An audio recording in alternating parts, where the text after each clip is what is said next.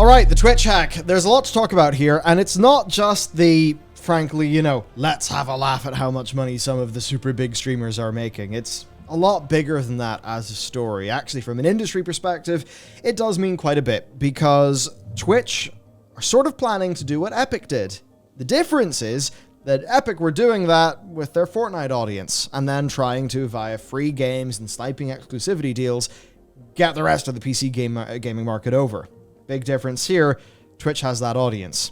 So this, I think, could be extremely interesting. Now, to get into it, the first thing that you should, of course, know is, yes, the hack happened. Pretty much a massive amount of data has leaked. 125 gig torrent was posted. It has user-powered information. It has the platform source code. Really bad. Really bad. The hacker responsible said that they did this in order to foster more disruption and competition in the online video streaming space, and they also called Twitch's community a disgusting, toxic cesspool. So that's quite fun. And certainly, a lot of people do think that Twitch are basically next to useless at actually dealing with problems on time. Twitch have been, I think, under a lot of flack from their creators for ages, from viewers for ages. There's a little bit of a movement, even like talking about YouTube doing some things better. I mean, there's certainly pros and cons between them. We've seen some of the downsides with YouTube, but generally, the flavor of the news surrounding Twitch has been one of they're not doing enough, they're making strange decisions, and we're feeling more alienated by them. This is a very bad general sentiment environment for something like this to happen. Now, as for Twitch's response, well, there was a bit of skepticism, but they did later confirm the breach officially. So they did that. They reset people's stream keys. I got an email. Adam got an email as well because he had a Twitch account. So they were doing that, saying they were doing that out of an abundance of caution. And they later posted an update outlining that this was all possible because of an error in a Twitch server configuration change that was subsequently accessed by a malicious third party. So seemingly a config change opened up a vulnerability. That vulnerability was then exploited by the hacker. Now, also, they've said at this time they don't have any indication that people's login credentials have been exposed. So that's potentially good. From F-Secure, from what we know currently, password hashes have leaked. So we should all change our passwords and use 2FA. But that's just the password hashes.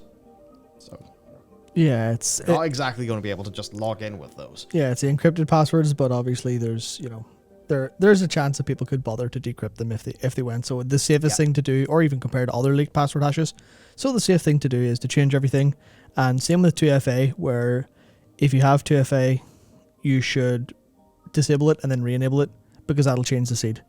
Yeah. Because if they have the seed, then they know it doesn't matter. Yeah, and also, if you have 2FA, make sure it is not SMS-based, if at all possible, because it's extremely easy for somebody to social engineer your phone provider and basically get access to your SIM card.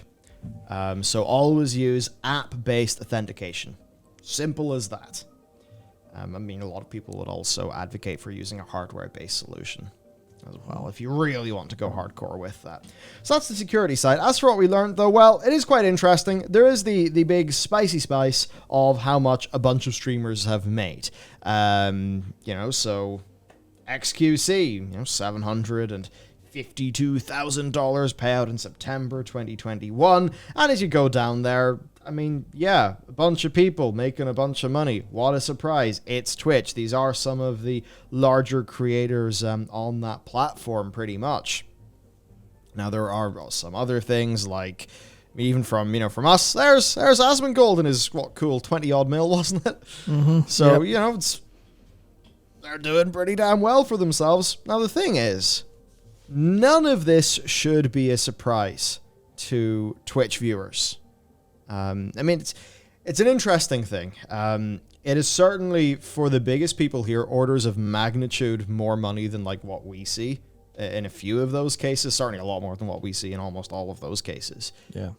From doing things in YouTube, I think that just shows the extremely deep user investment that there is in a platform like Twitch. It's as simple as that, right? Yeah. So that's an interesting thing. But I don't think this is a surprise to anybody who really pays attention to what's going on, because number one, when bits are donated, you can see them be donated. That's one thing. Number two, sub counts are public. And a lot of streamers have just said, take sub revenue, multiply by 2 or 2.5. There you go. Ballpark, but it'll be roughly that. And yeah, pretty much that. So it is interesting. Sparked off a lot of discourse within Twitch about, things like if there's a extreme amount of money being made, but moderators are voluntary. Well, what is going on there? I remember you were telling me a story about Ludwig, and it was the amount of money that was generated on that, but the amount that he took home after I was it charity, but also paying mods and doing all of that stuff. Yeah. So certainly when those numbers are getting big, there's a point where should be payment going on for things like that. It's all just pretty interesting, I suppose. For a lot of viewers, it might be eye opening, because I think some viewers, it's the thing. There's Twitch streamers who are making probably 20 times more than what we make, 30 times, or a lot, whatever. Actually a lot more. But we visually could be seen to have better production quality. Yeah. Now part of that's just because I've always been a bit of a gearhead, so I'm a bit of a gearhead. I like investing money in cool toys to use around the set. But I bring this up because I think a lot of people will see a streamer who is, really a multimedia empire, with incredible numbers, incredible reach and all of that, and, incredible success, and more power, to be clear, more power to them for all of this. This is absolutely based on their hard work. But perhaps there is some surprise because, maybe they're not like Ninja streaming in, the Ultimate Studio, or maybe they're not in the 100 Thieves Cash App compound and the Totino's Fortnite training lounge. It does feel a bit more like, oh, it's one of the boys. It's just a dude. It feels more like just a webcam and just a shitty mic and what it is. Yeah, I mean you get a lot of that with Asmongold, you get a lot with XQC, with critical stuff like that. You will see a lot of that. Oh, it's just someone doing stuff, and that's they're definitely, earning wise, they're definitely in the top, minuscule percentile. Whereas I think one of the things that came out of the discourse was how many streamers are full-time streamers but don't really make what's close to a living wage after taxes, because so much of the money is disproportionately going to the absolute best on Twitch, which is just generally how mechanics of things actually work. Yeah. But one of the fun ones that I saw, I didn't really chase it up too much, but it was talking about Critical Role. And seeing, people are like, holy shit, they make so much money from Twitch. And then people are like, actually, hang on a second. Look at what they actually create. Look at their production value. They have 30 plus staff. They have people make maps for sessions. They have extremely high costs in order to keep that production quite that high. So it's they will, profit-wise, no one really knows what profit they're pulling out of it, but they'll be pulling substantially less profit than anyone who's just a regular streamer who's got the entertainment capacity or the cultural weight to sit down and go, yeah, I can just make a couple $100,000 a year from being relevant, I guess. Yeah, and it's interesting to think about in terms of just what drives success, how all of that stuff actually, I guess actually works, and also how things, can be sort of disproportionate to people's expectations. I think the Critical Role one is just especially interesting. Not surprising to any of us, because we're not in that business, but even knowing how a channel like Linus Tech Tips is ran, and because a lot of what we've done is, basically we have just modeled ourselves after LTT in a way where, the whole thing with LTT is Linus is clearly significantly more interested in just, building the org, making the content, doing the cool things, which is sort of what my perspective has always been in all of this, because it's the journey that's the really fun thing to do. And yeah, you sort of compare that, and it's a very interesting thing, and it's a big lesson for up-and-coming creators as well. There's always this thing of, does gear matter? Does production value matter? And the weird thing is it doesn't.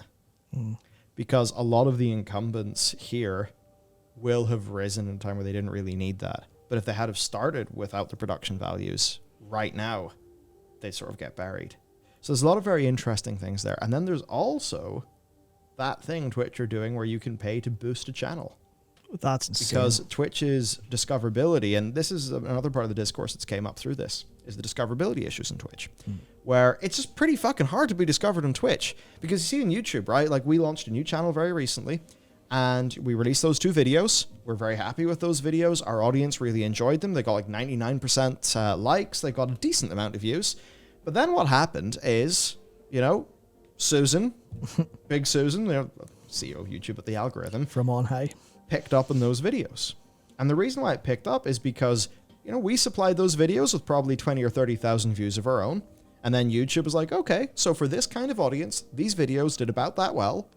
They had this click-through rate, this average watch time, and very high sentiment. So people probably weren't left angry by these videos. People probably liked them. Okay, we'll give them a bit more juice. So today, I wake up, I look at YouTube analytics, and whoosh, those videos have just, YouTube has analyzed them, thought, okay, those are good, that's good content, away you go. And it's harder for that to happen on Twitch. Which then I think compounds on what a lot of people have been talking about, where this is like the top 1% of the 1% sort of thing going on, and how easy it is for people to basically just grind 100 hours a week on Twitch. And this is like almost a broader discussion, but in terms of like thinking about like growth principles and stuff like that, it's not about how many hours you put in. I would say, screw the 10,000 hour principle. It's about how many iteration cycles you put in. And I think on YouTube, each video gets to be an iteration cycle that an algorithm can then boost if you're able to really hit the right notes. Whereas on Twitch, it is 100 hours continuous a week or whatever it may be. And that is just really challenging given the discoverability issues that Twitch as a platform has. Unlike YouTube, where even as a streamer, there are a few ways to be discovered. Now, Twitch are trying to improve things, going more algorithmic, trying to feature more creators, and that stuff is good. But then the way that they're doing the paid boosts, and in those paid boosts, like the receiver of the boost, that streamer, doesn't get any cash. It's 100% to Twitch, those boosts. So it is basically Twitch in a situation where, and I understand this because it's live streaming, they can't do what the YouTube algorithm does and earn money by optimizing viewer watch time via matchmaking users to content and content to ads. So instead what they can do is, because they can't do the ad targeting as well as YouTube can, evidently. So instead they're investing in things like, okay, well, how can we get viewers to boost? And earn money by basically buying views in that way. Because I believe it was literally paid impressions. I think so, yeah. Yeah, so like that's just an interesting thing. I think a lot of people do see it to be quite scummy. I think there's ways you could say it's quite abusable. It's like a dark, like the dark timeline version of Discord boosts that you get with Nitro. Mm-hmm. So that is just something to think about when we kind of look at these numbers. All these guys are doing awesome. I'm happy for them. That's fantastic. Then you look at the overall health of Twitch.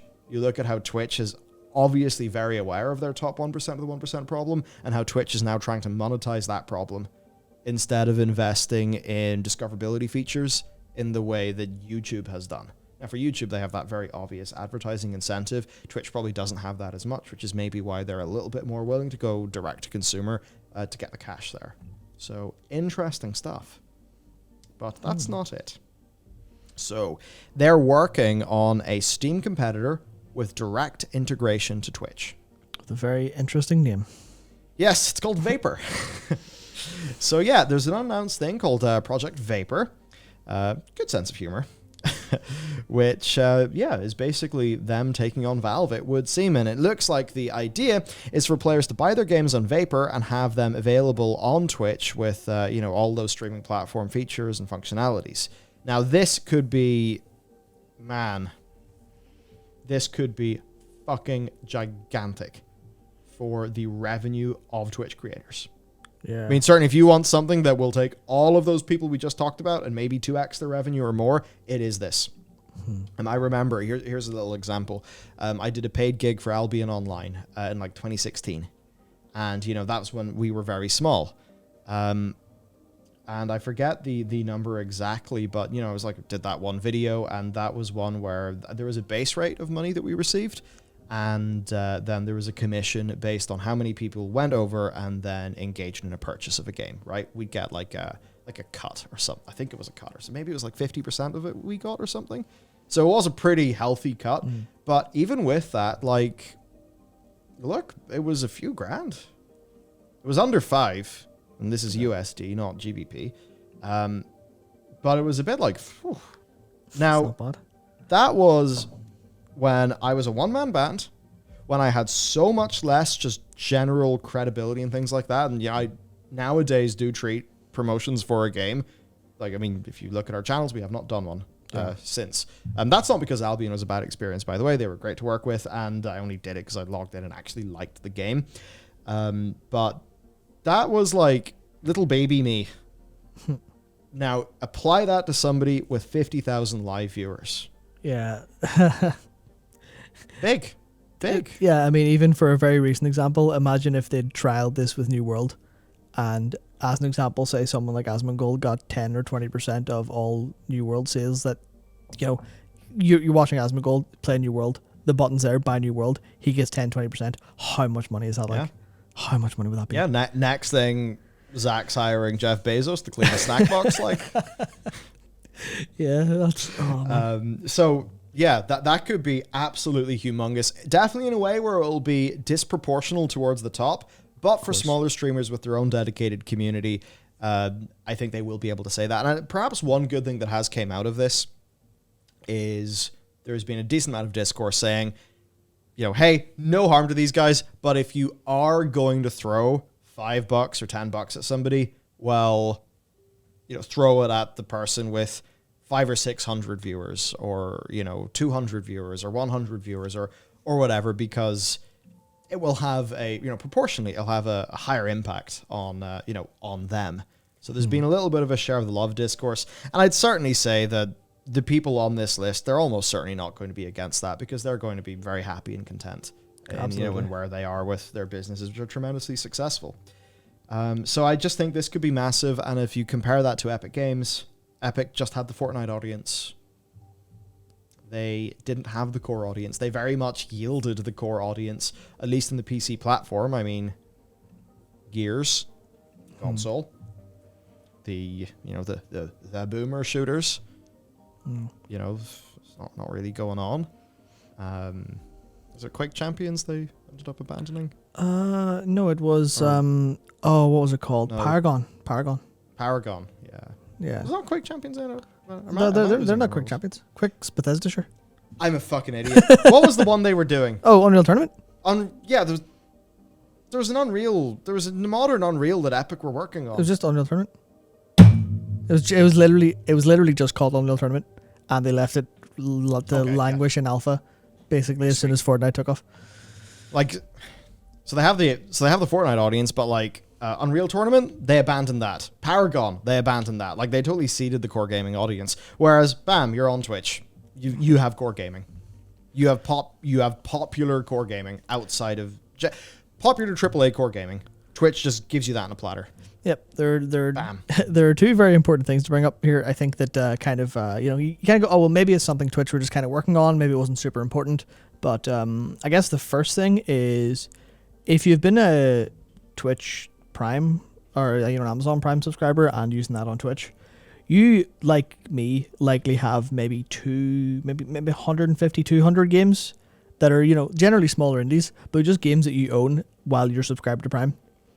You can access those through the Twitch Games client. You can access those through GOG as well.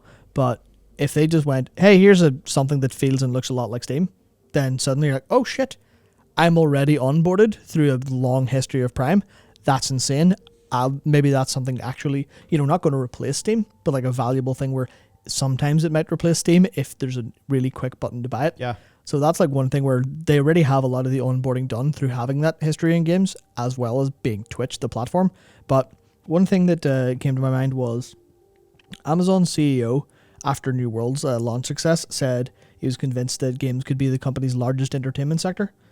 And you would think that's extremely premature to go, wait, you've launched one good game out of how many failures? Don't just go around like a peacock going, haha, we're the biggest in gaming now. it's going to eclipse all of our other entertainment because Prime Video is so much more successful the way it seems. Yeah. But the Amazon CEO is going to know about vapor plants. He's going to be thinking about that when he says that. Yeah. So, I mean, I think that actually might have been a really, really major play that they've been keeping completely in secret. Yeah, so that's what the CEO, Andy Jassy, talked about. People may have forgotten, Jeff Bezos is not the CEO of Amazon anymore. He stepped down. But even Bezos, like he was tweeting about New World a fair amount as well. Yeah, so he was. So there's that. Also, they have something called Vape World, which, basically just seems to be like a VR chat-like thing. Who the hell knows? Doesn't seem as important. But the core here is that Twitch evidently is trying to move into this game space. Will it work? Will it not? I mean, we saw Discord try to do this. Discord was actually trying to get into the games marketplace space. They had a pretty competitive store cut, but it just didn't really take off for them, and they refocused more on their core business. Now, I have to wonder if that's because they wanted to refocus on the core business with an eye to be acquired for a very large sum, a 10 billion, a 20 billion, or something like that. Could be the case. Whereas, of course, here, the job of Twitch, because it's just a business division of Amazon now, it is to make as much money as is possible. And I think that this could be the most viable Steam competitor. Yeah, I feel like they would have a massive hill to climb, because if it's related to Twitch, then if anyone, if it was an external Amazon thing, and then it kind of was just labeled Twitch, in terms of the actual development behind it, it would be a little bit better, because I think people will look at something Twitch is making and go, I'm not really sure I trust you to make this, which I think is maybe the only problem it has. Yeah. Because imagine if it was as good as something like GOG Galaxy. If it was as good as that with Steam features, but on Twitch and connected, then you have a clear winner. I'd say it's like macro strategy. You can see how they have all the building blocks they would need really well. Yeah. So, yeah, man, shit. It would be interesting to see this happen. That's most of it. It's just that question of YouTube's coming for Twitch. It's really trying. Who knows? An era of exclusivity deals, Dr. Disrespect. Yeah. So it's like that's a funny thing about the gaming angle of it. Because Twitch might end up losing a bunch of relevance in the streaming space, especially the gaming streaming space, because YouTube are coming in and fighting for it. But YouTube's entire idea of that connectivity between people playing games and people watching people play games was reliant on Stadia, and that was a massive failure.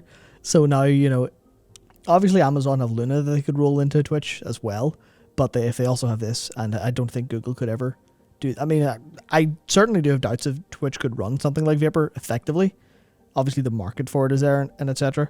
But it's like it'd be so tragic if Twitch lost so much of its credibility just before it launched something like Vapor. And obviously, we have no idea how long it's going to be until it's announced, or even if it is a project that they haven't just cancelled already. It's hard to know. But yeah, final thing I could say then is Amazon is a company that is known for being very happy to take either losses or very low profits. That was one of Bezos's greatest abilities, to convince shareholders and growth, and he was always right. I remember when the Fire phone failed, and Bezos was pretty much like, well, get ready, we're going to have more failures and they'll be bigger. They're totally, that's just in their DNA. So when it comes to competing in things, could you imagine a 15% Twitch split, 15% creator split, 70% developer split?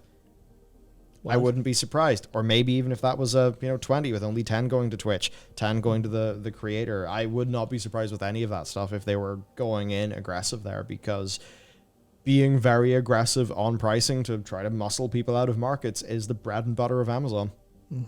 So basically, there we go.